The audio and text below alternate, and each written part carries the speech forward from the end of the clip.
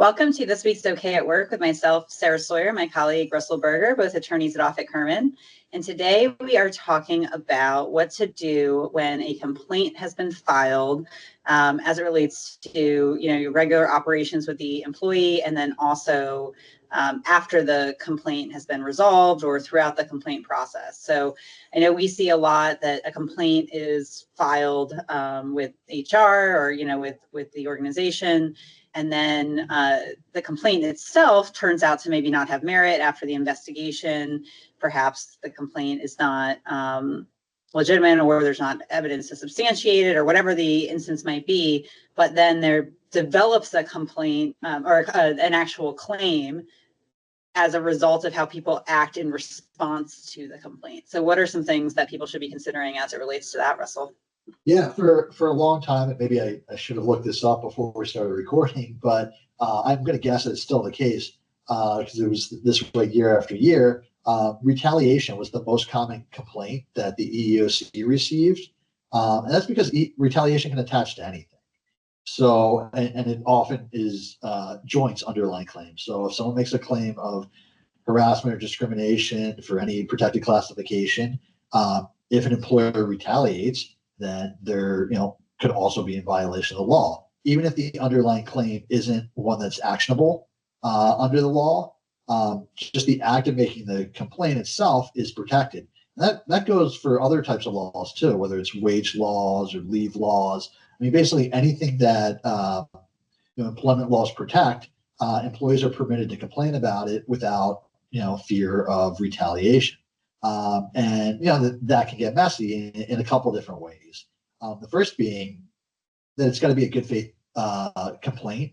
If someone's trying, like, I really don't like that person, I'm going to say they did this thing. That wouldn't be protected against retaliation.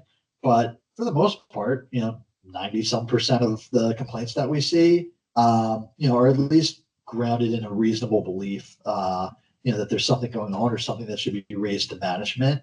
So we don't usually see the pathological "I'm trying to get someone else fired" complaint very often.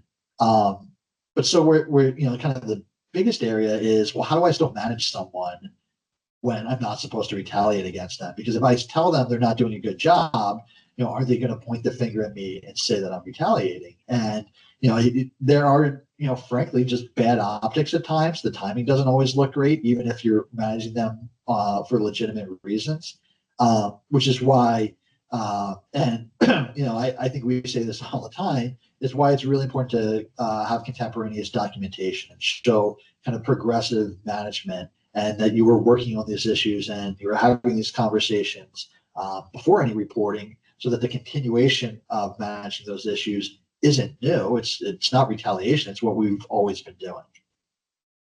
Yeah, and I also see, when an investigation is pending, especially if someone knows that they're the subject of a complaint, that they can start acting differently towards the people on their team or start making changes. So along with that consistency about just kind of managing behavior and still having to manage performance and make sure that operations are continuing. I also want to be mindful. I think some of it's subconscious sometimes, that, it can be stressful for employees, managers, whoever might be named in the subject of a complaint. Obviously, they're going to know some things about what's going on with the complaint because that's going to be part of the investigation. And that can be a really stressful thing for folks to be going through. And so whether they're doing it intentionally or subconsciously, they could start alienating the subject, the person who made the complaint, or start acting differently, changing their meeting schedules, things like that. Sometimes that's something that needs to happen depending on the nature of the complaint, and really could be a directive that comes from management.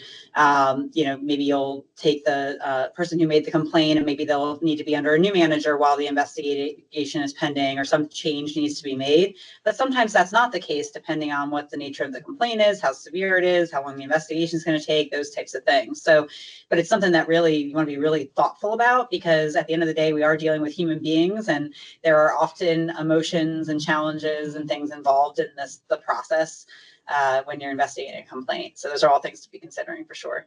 Yeah. I mean, and to wrap it up, I mean, if someone makes a complaint, if someone participates in an investigation, if someone testifies, those are all the sorts of things that, could be protected activity. In those situations, just pause and be thoughtful. And even if you're, managing in kind of the ordinary course, just be conscious of what's permitted, what isn't, and make sure you pause for a second and you are tying back to things that are ongoing management efforts where possible. Yeah. Awesome. Well, thank you, Russell. We'll see you next time. Thanks, Sarah.